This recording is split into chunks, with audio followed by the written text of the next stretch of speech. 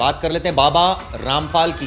शाबाश। हाईकोर्ट ने रामपाल की जो ऊपर 2 हत्याओं के मामले थे उनमें जो उनको आजीवन कारावास की सजा मिली थी उसको सस्पेंड कर दिया है। जो आजीवन कारावास की सजा सुनाई गई थी उस सजा को खत्म कर दिया गया है। आप सोचिए, सजा को प्रवेश सस्पेंड कर दिया।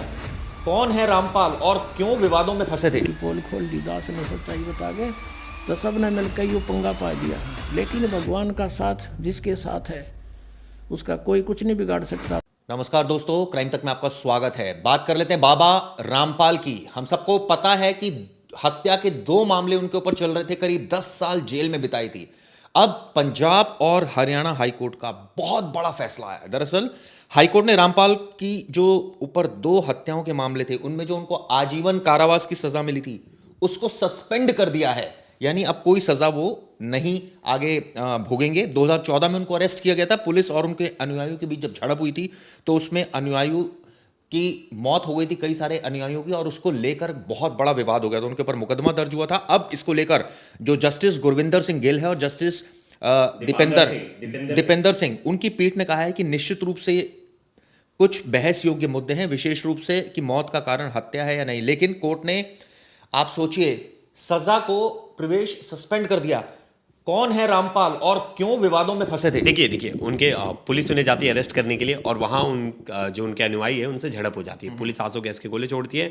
बाकायदा जो चश्मदीद हैं और जो गवाह हैं और जो घर वाले हैं, जो रिश्तेदार हैं, वो अभियोजक पक्ष के, वो कहते हैं कि जो लोगों की मौत हुई है वो पुलिस ने आंसू गैस के जो गोले छोड़े, दम घुटने के कारण मौत हुई है, उसमें बाबा का कोई रोल नहीं है। सीधा सीधा अभियोजक पक्ष ने बाबा का एक तरह से समर्थन किया, जिसकी वजह से कोर्ट ने ये जो केस है उसे रद्द किया। कोर्ट ने कहा कि जो सस्पेंड की सजा की, अरे जब जो लोग हैं जिनकी मौत हुई उनके घर वाले ही बोल रहे हैं कि पुलिस की गलती की वजह से मौत हुई, तो बाबा को दोषी इसमें कैसे ठहराया जा सकता है? आपको बता दूं, 2014 की बात है जब पुलिस और प्रशासन ने हिसार में, इनका वो है सतलोक आश्रम, वहां उनको गिरफ्तार करने की कोशिश की थी। तब हालात बिगड़ गए थे। मुझे अच्छी तरह याद है उस वक्त काफी लॉ एंड ऑर्डर का इशू हो गया था।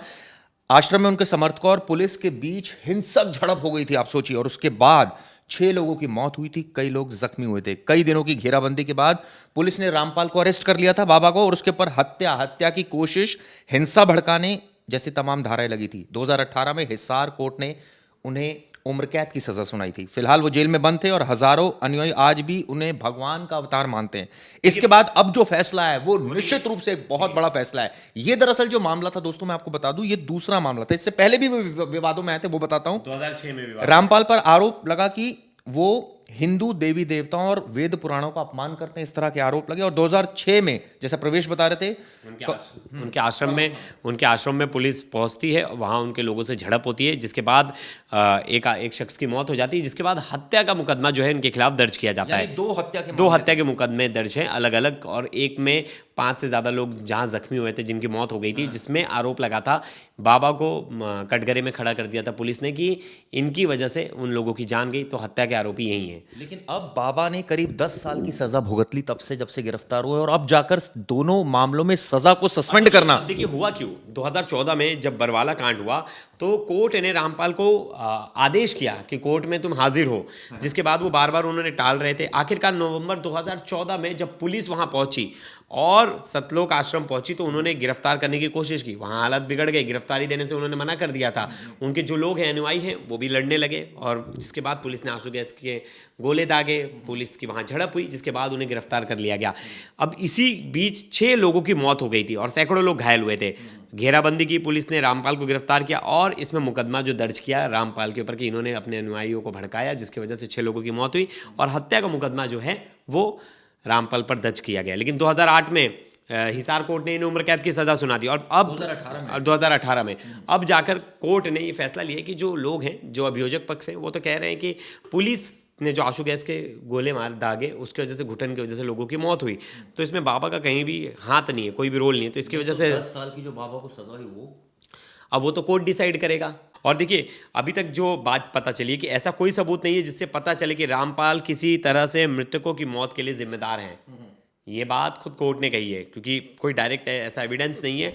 गुरुजी के सतलोक जाने के बाद हमारा वहाँ पर बहुत विरोध हो गया, क्योंकि हम सच्चाई बतावें, वो अनुवाद गलत करें गरीबदास जी की वाणी का, तो हमारा उनका पार नहीं पड़ी। हमने अलग से आश्रम सेट करना पड़ा। फिर वो इतने विरोधी हो गए कि हमारे साथ हमारी पता नहीं कितनी उन्होंने अफवाहें फैलानी शुरू कर दी, वो गुंडा है, बदमाश है, झूठा है, न्यू है।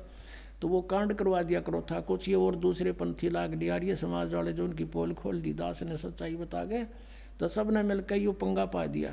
लेकिन भगवान का साथ जिसके साथ है उसका कोई कुछ नहीं बिगाड़ सकता। पहले से 1000 गुना आगे बढ़ गया हमारा पंथ, पूरे विश्व में चला गया परमात्मा का ज्ञान, क्योंकि ये परमात्मा का चलाया हुआ है। और इसमें जो बाधा करता है भगवान के मार्ग में, वो तो अंधा गधा है। हिरण्यकशिपु अंधा गधा था, छाती तोड़वा के मान्या। कहते हरना कुछ छाती तोड़वाई और ब्राह्मण बाणा कर्म कसाई।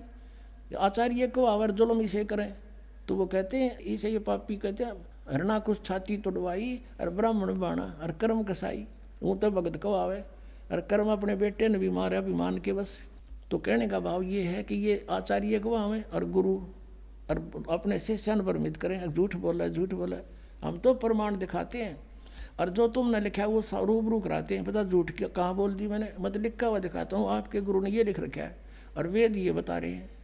बता झूठ कब बोल गया मन, तो फुर्सत है कोई ना झूठ बोलने की, टाइम है कोई नहीं, कोई सारी ये साची दरी भगवान ने लिख रखी। अब गरीबदास जी की वाणी में पारक का अंग है, एक चैप्टर है पारक का अंग, उसमें बहुत निर्णायक ज्ञान दिया है। क्या लिखा है? शिव उतरे शिवपुरी से अवगत बदन विनोदी, मैं के कमल खुशी बहे लिया ईस को गोदी। अब क्या बताते हैं? शिव उतरे शिवपुरी से अवगत बदन विनोद और महक के कमल खुशी बहे और लिया ईस को गोद। नजर नजर से मिल गई किया ईस प्रणाम। अब गरीबदास जी ने पूर्ति की है, जो वो दूत आ गया, दूध चला गया, फिर खुश हुआ, यो बकवाद कर कि कुछ मिलावट और कुछ कटिंग पटिंग करके उन्होंने सोचा कि ऐसा कौन हो गया, ये हो गया। अरे सच्चाई ये थी जो गरीबदास जी ने बताया। जैसे आदरणीय तुलसीदास साहिब जी ने श्री रामचंद्र जी की रामायण लाखों वर्ष पहले जो घटना घटी थी, अब कलयुग में एज इट इज लिख दी चौपाइयों के माध्यम से, और सबको मान्य है वो, क्योंकि एक दिव्य दृष्टि रेंज होती है। उस तुलसीदास की रेंज खुल गई थी, वह दिव्य दृष्टि खुल गई थी, और पीछे की जो चलचित्र की तरह सामने आ जाती सब घटनाएं वो तुलसीदास जी ने लिख दी थी, और वो सही है। ऐसे ही गरीबदास जी ने, परमात्मा ने गरीबदास जी की दिव्य दृष्टि खोल दी, ज्ञान योग खोल दिया। अब वही जो लीलाएं काशी में घटी थी, उसे अरबों खरबों वर्ष पहले सृष्टि जहाँ से प्रारंभ हुई वहाँ तक की रेंज मालिक की, क्योंकि ये दूरबीन की रेंज होती है दूरदर्शी की। तो परमात्मा जो गरीबदास जी को रेंज दी वह सबसे दूर तक की रेंज की थी। तो गरीबदास जी ने जो भी वार्ता हुई वो चलचित्र की तरह देखकर जब बोली ये वाणी, क्या लिखा है? शिव उतरे शिवपुरी से अवगत बदन विनोद, मैं के कमल खुशी भये लिया ईस को गोदे। शिव भगवान ने जो साधु रूप में खड़े थे, बालक रूप परमात्मा को गोद में ले लिया। नजर नजर से मिल गई किया ईस प्रणाम। जब दोनों शक्तियों की आपस में नजर मिली तो उसने परमात्मा को प्रणाम किया शिव जी ने, और क्या कहा? धन मोमन धन पूरे ना ये धन काशी नी काम। कि ऐसे महापुरुष आए। अब वो पहचान तो नहीं सके शिव जी कि ये कौन पुरुष है, कौन भगवान है, लेकिन उनकी जो लीला छवि और अंदर की, क्योंकि इनके अंदर दिव्य दृष्टि होती है, ये अवश्य महसूस हो गया कि ये बहुत परम शक्ति परम सिद्ध पुरुष है। इन ब्रह्मा विष्णु महेश से तो बहुत अन्य और भी सिद्ध से अलग अलग वैरायटी की शक्तियाँ होती हैं। इनसे जो अलग और भी अच्छे संत साधु होते हैं, तो इन्होंने सोचा कि कोई और परम शक्ति है जिसको हम भी नहीं जानते, वहाँ से कोई अवतार आया है। तो इस जान करके उन्होंने भगवान शिव ने भी प्रणाम किया। 7 बार चर्चा करी ये बोले बालक बहने, शिव को कर मस्तक धैर्या ल्या मोमन एक धैनु। अब 7 बार कबीर साहिब की बालक रूप में, नवजात शिशु रूप में और शिव जी भगवान साधु रूप में खड़े। 7 बार बातचीत हुई और वो खड़ी खड़ा देख रहे दोनों पति पत्नी।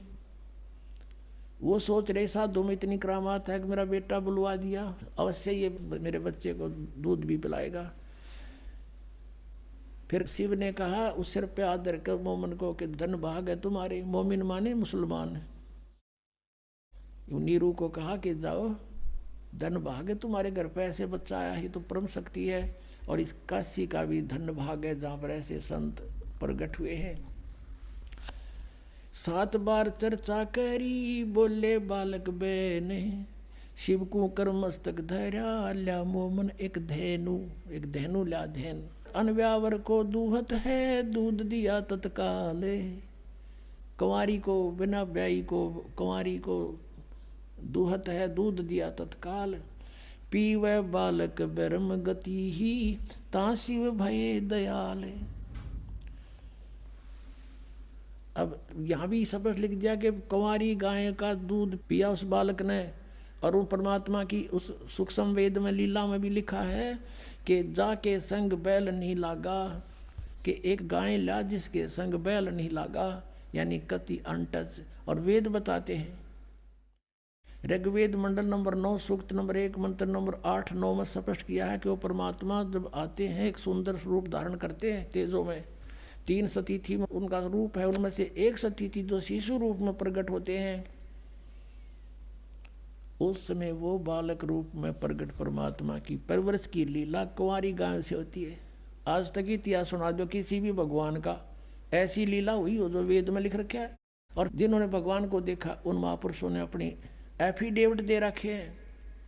हम सुल्तानी नानक तारे दादू को उपदेश दिया, जात दुलाहा भेद न पाया, ये काशी महे कबीर हुआ।